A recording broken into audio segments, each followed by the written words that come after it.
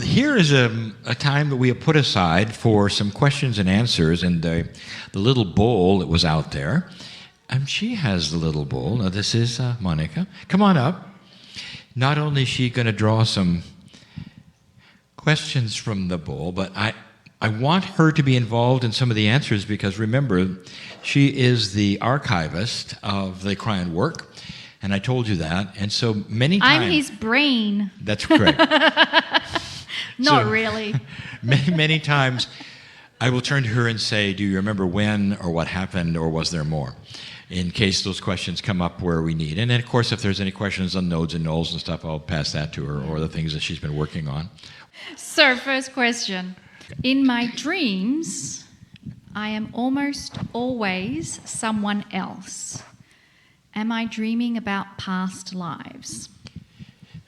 Normally, when that happens, there really truly is an Akashic, something Akashic going on. Akashic is past lives. It would be that which is, Kryon says, is soul-based instead of body-based, which means that you have it when you leave. Kryon actually says it's kept on the earth, and when you come back, you pick it up and put it in your body. And yes, so if you constantly are dreaming about this, it's more than just the hero's journey that is talked about. I believe very fully that it is part of a past life experience. Now, I have actually had this kind of thing in what I will call recurring dreams. You all have aware that these things will come and go and be so familiar, and you'll be either put back in this thing. For a long time, when I was a young man, I can remember having the same dream which didn't relate to anything that I had gone through. And it was, every time it recurred, I questioned it in the morning and went, what is that? And why is that? And in each case, I was someone else. Now, what I realize now, and we haven't even discussed that, is the someone else that I was is who I am today. So I was getting inklings of the future. But remember retrocausality, and we discussed that? It's possible that we've come in not with contracts, with predispositions of perhaps what we're going to fulfill. Those of you who dream about better lives and joy and things of this nature can be like that. It's not necessarily something in the past, but something that is a potential. The Akash is not linear. That's the other thing that Kryon has said over and over. So a past life reader, for instance, is not going to read you years and dates and lives and as much as energy that you've experienced. And that is, if you're talking about energy and retrocausality, wow, you could be reading potentials, things that partially happened last time, but those are real dreams. So I love the interpretation of dreams because a dream interpreter will tell you what it means, and it usually is a metaphoric for something very important in your life, and quite often it's quite positive.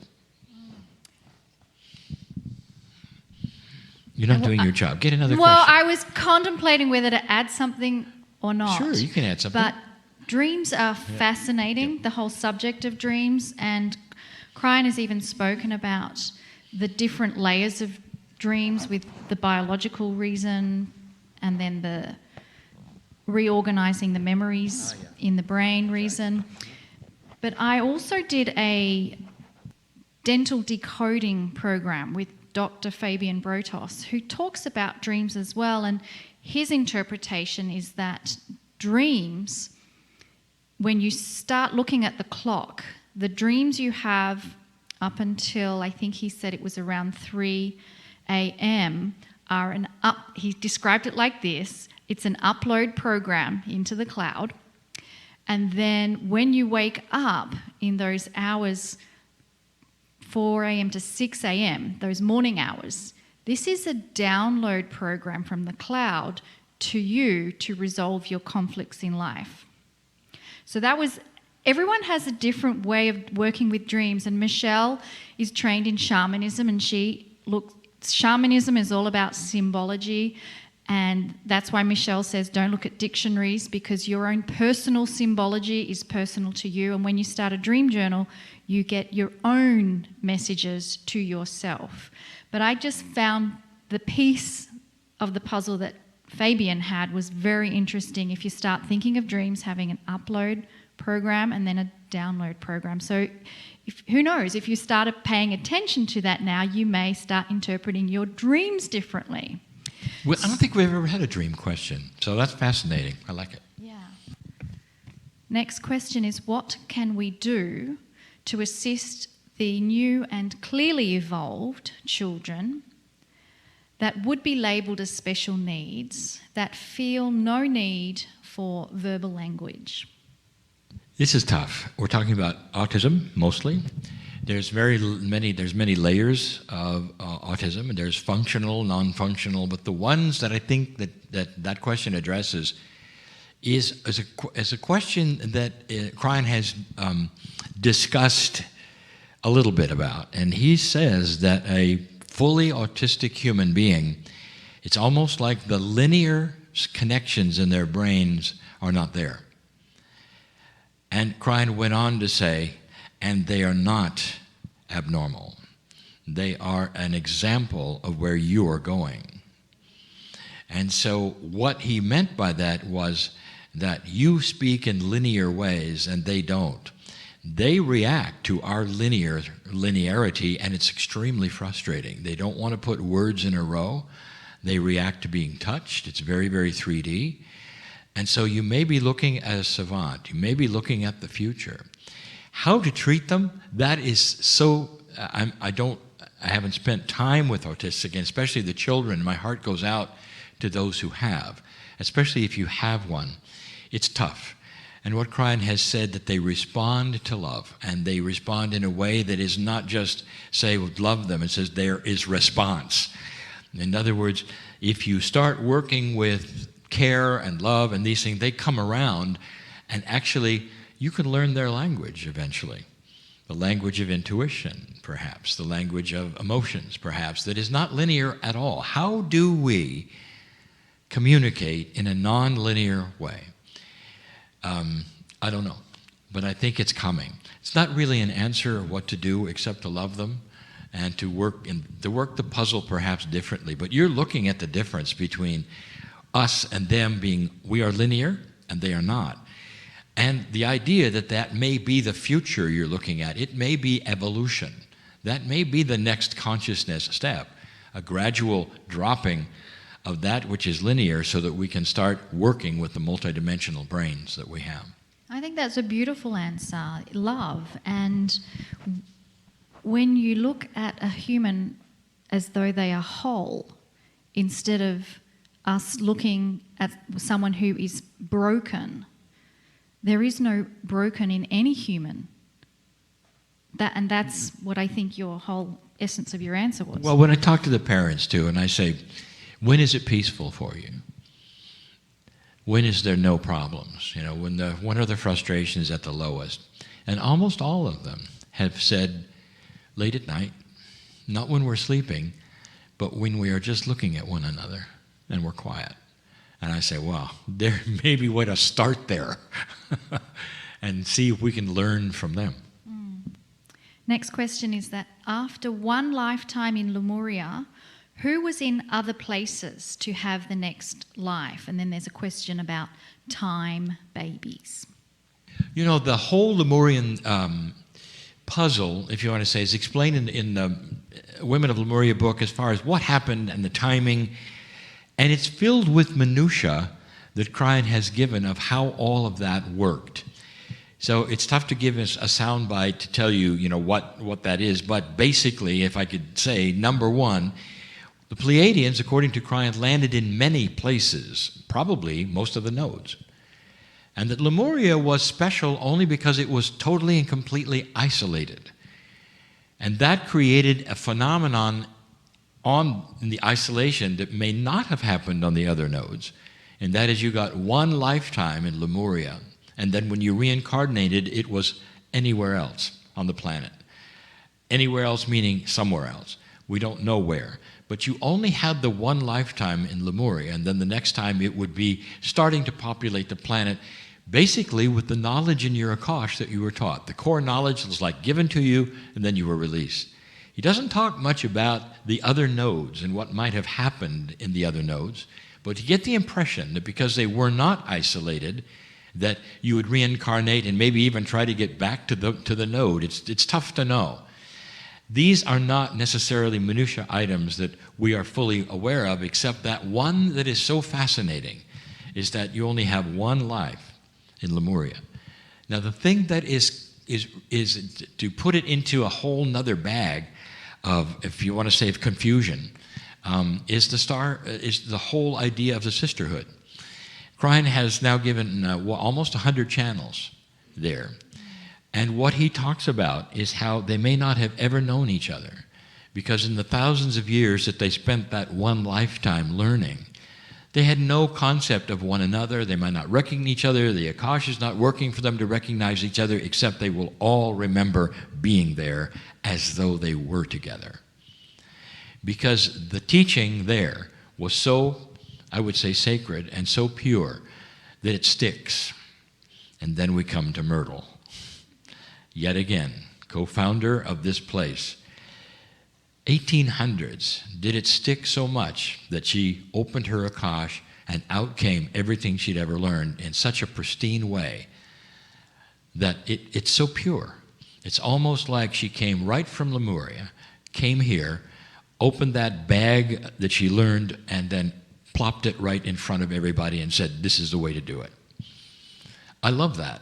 Some things are there in our Akash, no matter how many lifetimes we've had or where we went, that will always be there. And I think that is kind of what we're getting at here. It doesn't really matter where we went or how it worked, and the minutiae is not all that important. A lot of people like to have it. But that it's imprinted so grandly that when it's time to pop out, it starts being remembered. That's what the sisterhood is about. Women who are starting to remember their shamanism, the things that they were taught, their power, the core truths, what to do with them. And that's not the women's movement. It's not to demonstrate. It's to start using it in a way that's going to help their families, each other, and eventually the planet. And that's what the classes are all about. Okay, next question is, I understand we are basically in 3 dimensions. Are we making progress toward the 5th dimension? Oh boy, I love this one. Did you get that one? We're in 3D. Are we making progress toward the next one? What is the next one? Okay, you can't say 4. We were in 3 until Einstein came along. And he said, oops, time is 4. Well, now we're into 5. There is a fallacy here for you to recognize. Number 1, multidimensionality is not 3D.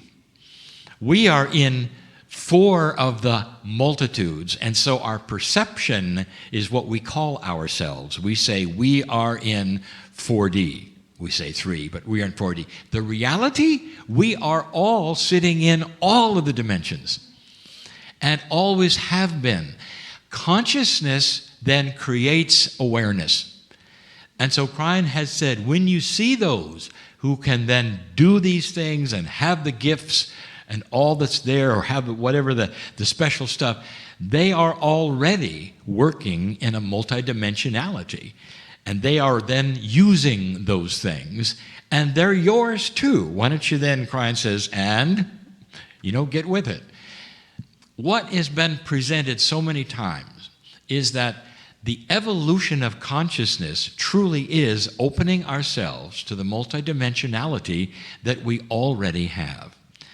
And that now, in this time, there are tools, things are happening, the nodes and the nulls, that give allowance for this.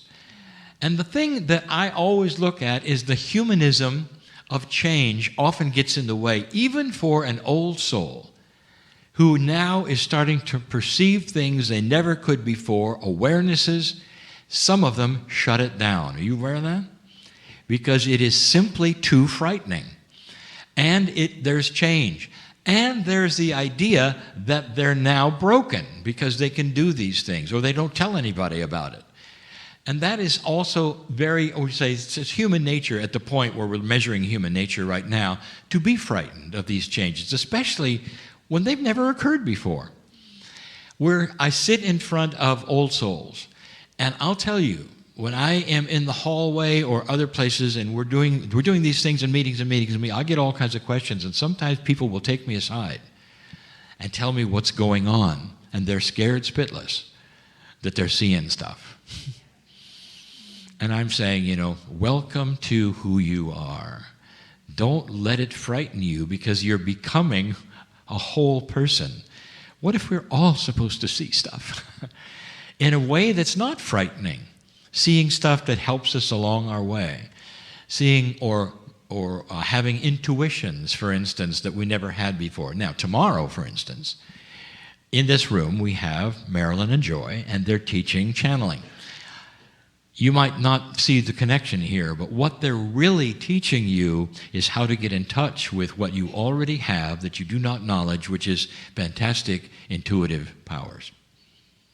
Those intuitive powers are ones that connect to your innate, they connect to your heart, they connect to your pineal, they connect to the other side of the veil, and you get stuff that you don't know that you had through an enhanced intuition. And why don't more people do that is because we're trained we can't. And so tomorrow is a study, not necessarily of how to channel, but how to use intuition in such a way that channeling then occurs. Do I have that right, girls? All right. And so it becomes a fun exercise. How do you get out of yourself?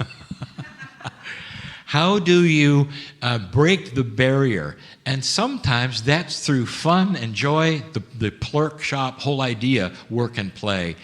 And I hope I'm not giving away the process, but the process truly is getting to a place where you are open enough to then start to understand there's more. And then be in a position where you can then practice it right away, that very moment. Kryon has a whole channel in joy, and he says this has an energy of health and abundance and forgiveness. It says if you can be joyful, almost all the ugly stuff is gone at that moment. When you can laugh, all the ugly stuff is gone at that moment. Don't you feel this way? Have you ever been depressed and when they watched a funny movie or something and came out of it and went, "Oh, that was so refreshing. I feel so much better now." You just got a healing that you gave yourself. So this is kind of the long answer of that one. Did I answer it? Yes, you did, and now I have a long question. Okay. What was did I really answer it? Was there more that I should? It was about getting into 5D I like out of that. 3D. So Okay. yes, very complete answer. Okay. Oh, there's one more thing. Oh, Okay. tell us. Okay. When you're in 3D, you can count in a linear fashion. 1, 2, 3, 4, 5, 6, 7, 8. That's linear. You got it? Okay. When you get out of 3D, you're not linear anymore. So counting becomes just one of the things you can do or used to do. Here's where I'm going. There is no such thing as 5D. It goes 1, 2, 3, 4, all. Now, if you understand that logic, it doesn't matter. You can still say you're moving into 5D and everybody understands you're going to the next level. But I'm a nerd, remember? So next question is, Carl Mollison says he channels the Creator. Recently he said that Creator is going to destroy human life and start all over again if humans don't change the evil initiates and fallen angels through prayer. He said they have no souls, so that is why they enjoy taunting us and causing humans to do bad things. Is this true? No, not from my standpoint at all. It is not true. It is not true from any moment that I ever had for 31 years with a loving entity that says you are a child of God and we love you beyond measure, and what happens to this planet is up to you. And also then through the time that I've been channeling, the idea of a punishing God and one who will send you into hell and torture you and your children forever. Kryon has said over and over, that is a dysfunctional God. That's not the Creator. That's a God that you made up. That is your dad, by the way. So God then becomes a dysfunctional father, which is totally against all of the logic we would have of who the Creator is. The Creator is not a human being. The Creator's consciousness is not human. So to then say the Creator has decided that you didn't do a good job and that you're going to be punished and that you're going to be wiped out and you're going to start again is out of a fiction that has been created because we've been trained into it. And can I say it? I'm very, very sorry to say it, and I shouldn't say it because too many are listening. But that is the basis of so much of the doctrine of the planet, of punishing God, who is looking at whether you're good or bad. Do you realize that's Santa Claus?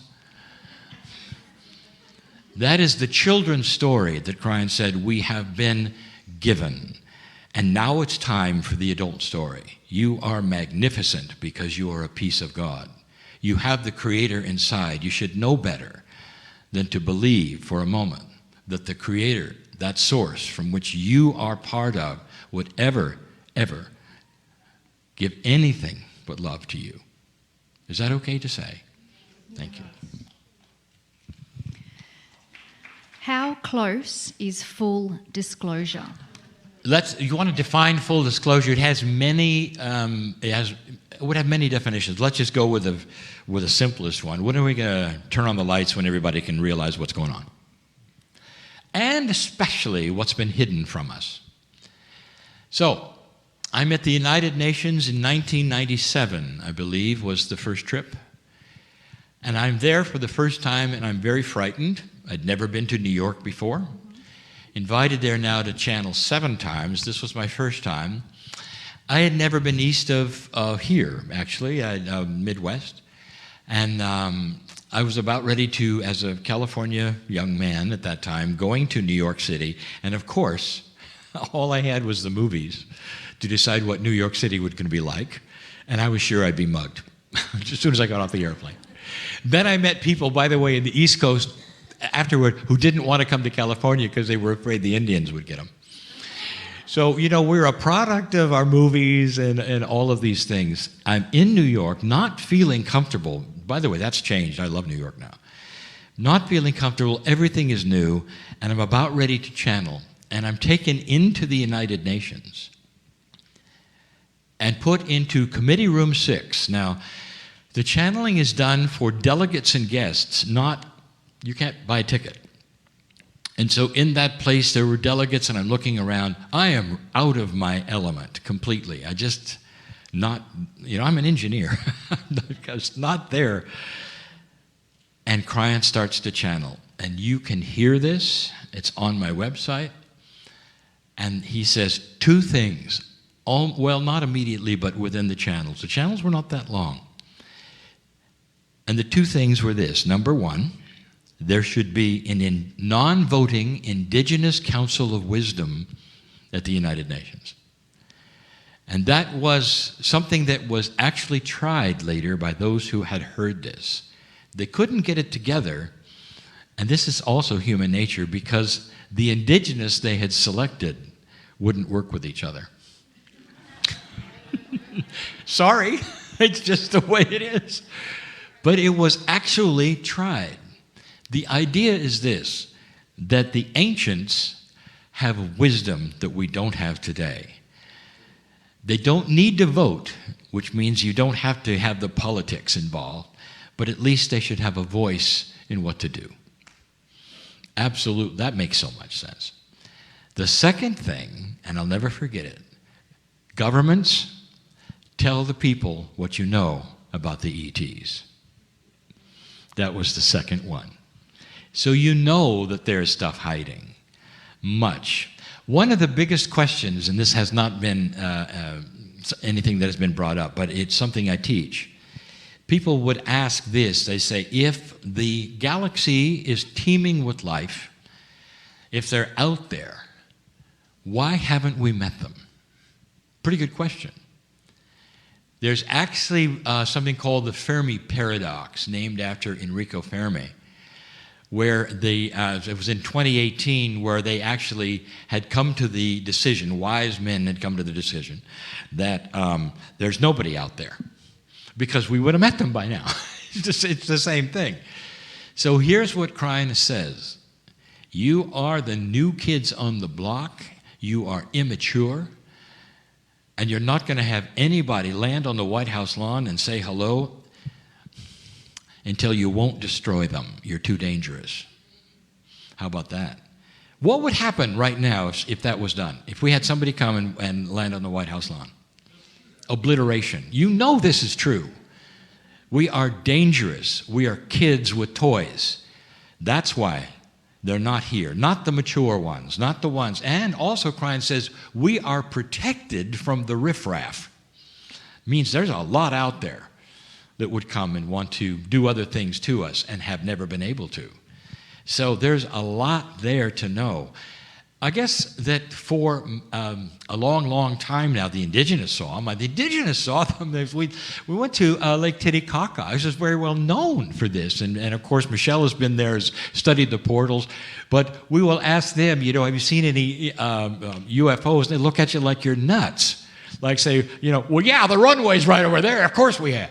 This is the kind of answers we get in these places where, for hundreds and hundreds of years. And what Kryon was saying, maybe it's time you knew you weren't alone. Full disclosure will happen at the right time when we have the maturity and the consciousness that we won't destroy them. What is the purpose of COVID-19 experience? That was actually answered a couple times, yesterday and today in the channel.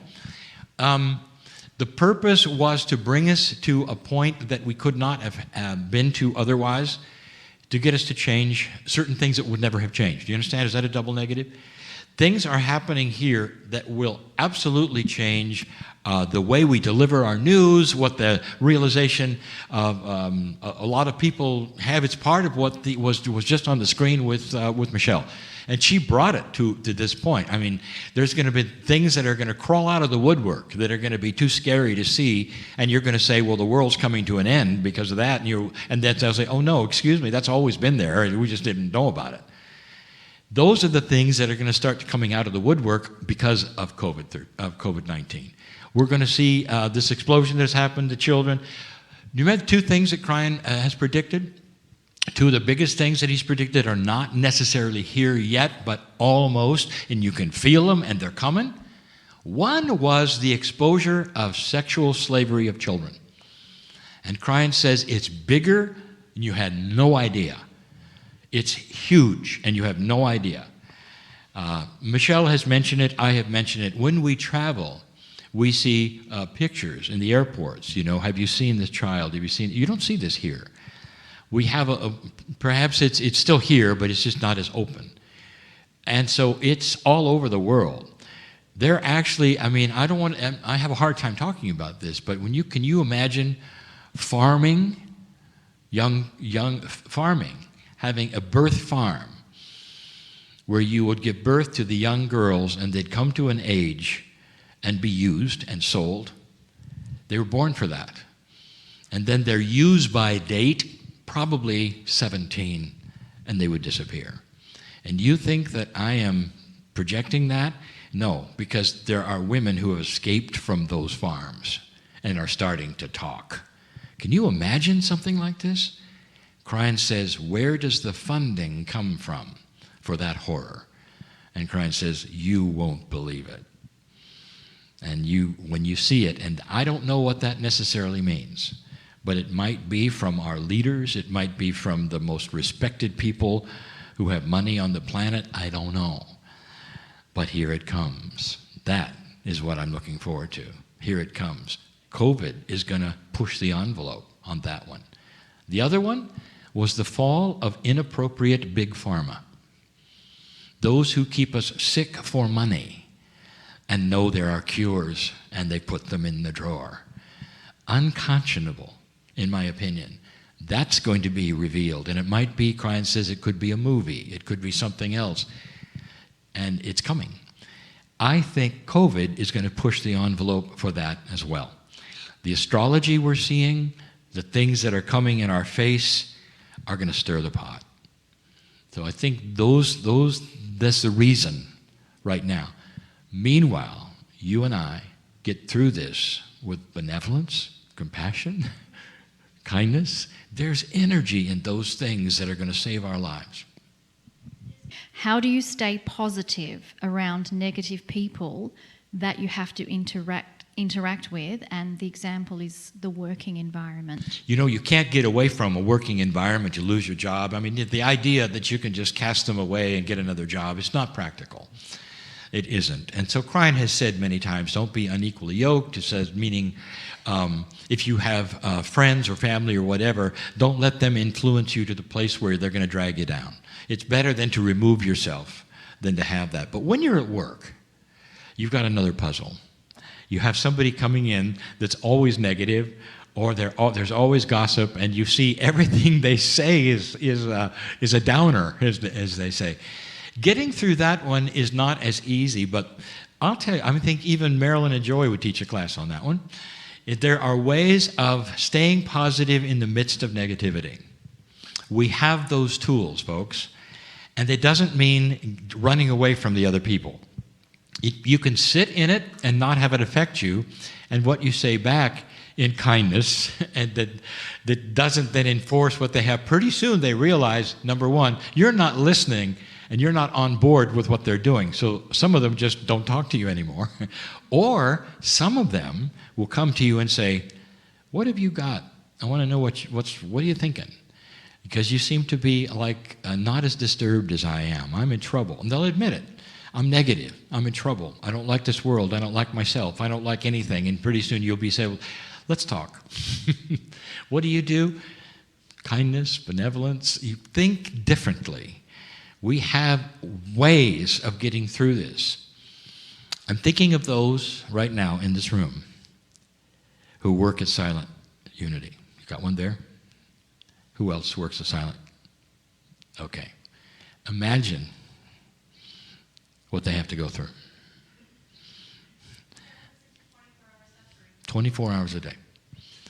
You have 24 hours a day with prayer requests, and also not all of them, many of them come in person. So you got a phone call and you hear it all. You hear some of the worst stuff you've ever heard, and you listen and you listen and you listen. And how many hours of that can you take? And the answer that they would give is bring it on, because they know how to shield themselves with benevolence and kindness and love.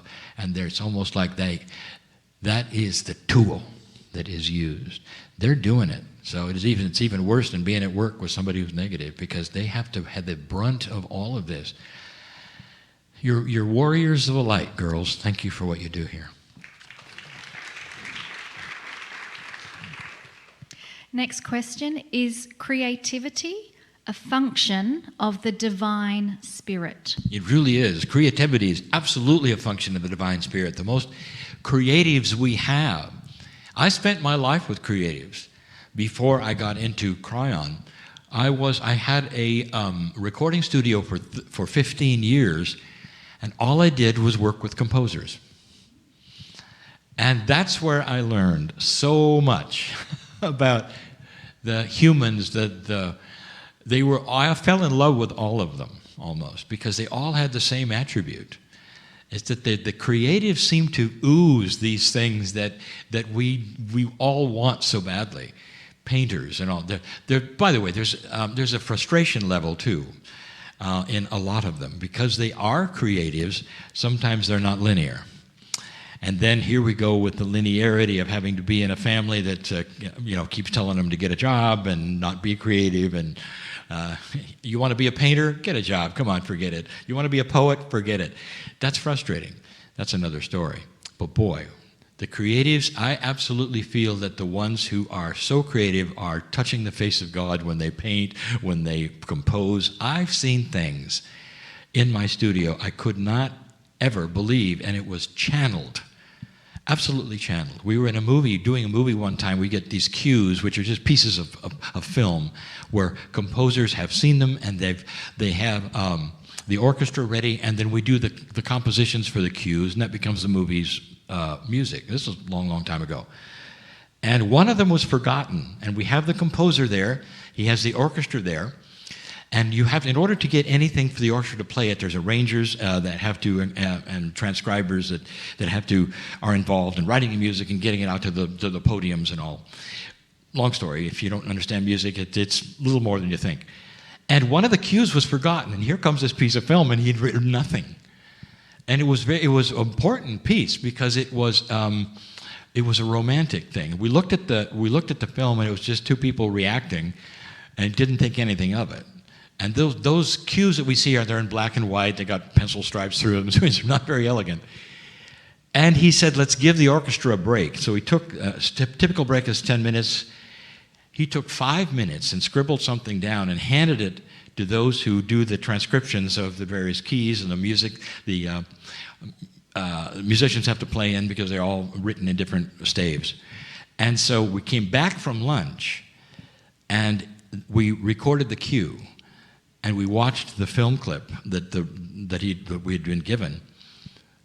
I can't tell you my reaction to this. Out of this guy in 5 minutes came the most beautiful melody and the most wonderful sonorities that the violins were playing and all of these things.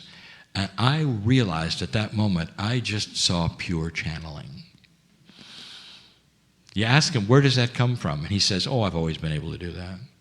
And you realize, I'm looking at a channeler. That's creative. If you've seen the ones who can paint and sing and all the things and poetry, they're so beautiful, absolutely linked to the divine soul. Usually old souls, by the way, are the ones that are most creative. And I actually think every person has creativity abilities. I don't want to limit it to just musicians, artists, painters, sculptors. There's so many forms of creativity. And while the question said, is it a function of the divine spirit? I want to take it one step further to ask Lee, what are the things that block creativity and what are the things that enhance creativity? Well, you can name them. Kryon has his 10 channels with them. Fear makes them go away. Absolutely puts them on the floor. You just don't have any creativity. It's all gone. The derivatives of fear, anxiety, negativity, make a list. It's not that hard, is it? And it steps on creativity. You can ask somebody who's creative when they're in trouble, what happens? Or if they have some fear, what happens? And it all goes away. That ought to tell you, where it comes from. Last question. Oh, okay. Okay. I've been seeing repeating numbers since 2007. Can you tell us anything about that? You're not alone. Numbers are a language. And there are so many systems of numerology on the planet because it was recognized as a language. In other words, they mean things. Michelle uses the Chaldean.